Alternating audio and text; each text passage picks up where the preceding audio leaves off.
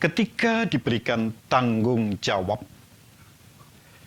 sebagian orang akan merasa bangga dan senang. Tapi juga ada orang yang merasa biasa saja, cuek, dan acuh tak acuh. Bagi mereka yang senang dan bangga, maka sikap itu akan mendorongnya untuk melakukan tanggung jawab itu sebaik mungkin dan dengan sekuat tenaga akan melaksanakannya dengan penuh tanggung jawab. Sebaliknya, bila tanggung jawab itu diterimanya sebagai hal yang biasa saja, apalagi diterimanya dengan acuh tak acuh, bisa dipastikan tanggung jawab itu akan dilakukannya dengan seadanya. Ada yang berkata, tergantung jenis tanggung jawab yang diberikan. Kalau tanggung jawab sifatnya hal yang sederhana, apakah kita perlu ngotot untuk melakukannya? Mari kita duduk sejenak bersama saya untuk membahas mengenai tanggung jawab ini. Pertanyaan mengenai kategori tanggung jawab ini tentu akan memunculkan pembedaan antara tanggung jawab yang berat dan tanggung jawab yang ringan. Mari kita coba ikuti dulu cara pikir tersebut.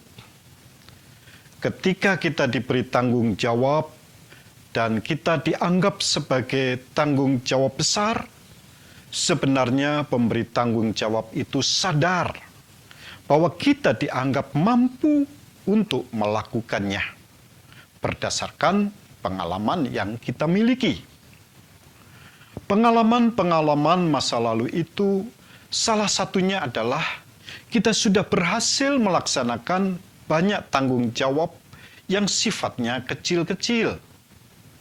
Prinsip ini sebenarnya bukan prinsip baru, tapi pernah diutarakan kitab suci dalam perumpamaan tentang talenta.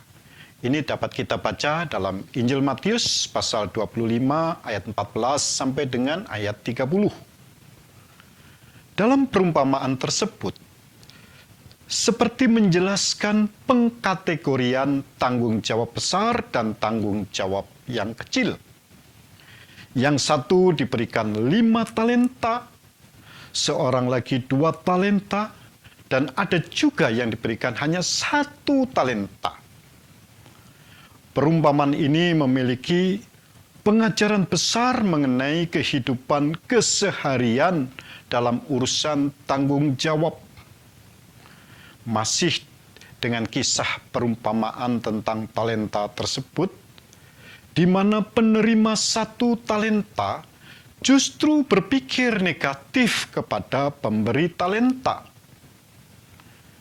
Ketika sikap dan pikiran negatif dari penerima 1 talenta menguasai, bukan hanya ia tidak mau melakukan tugas dan tanggung jawabnya, tapi malah menyembunyikan talenta yang dipercayakan.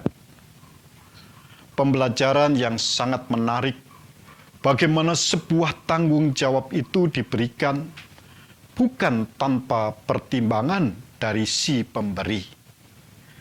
Tanggung jawab besar diberikan oleh karena kita sudah berpengalaman melakukan tanggung jawab yang sifatnya kecil-kecil, yang mungkin oleh sebagian orang dianggap sepele, yang akhirnya kita pun bersikap menganggapnya sebagai sesuatu yang sepele.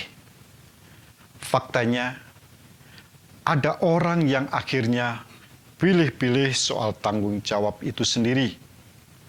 Kalau tanggung jawab yang dianggap sepele, bisa saja melakukannya dengan seadanya. Kalau dianggap besar, kita akan serius melakukannya. Pertanyaan penting untuk direnungkan adalah, mungkinkah kita ujuk-ujuk akan diberikan tanggung jawab yang besar tanpa didahului tanggung jawab yang kecil?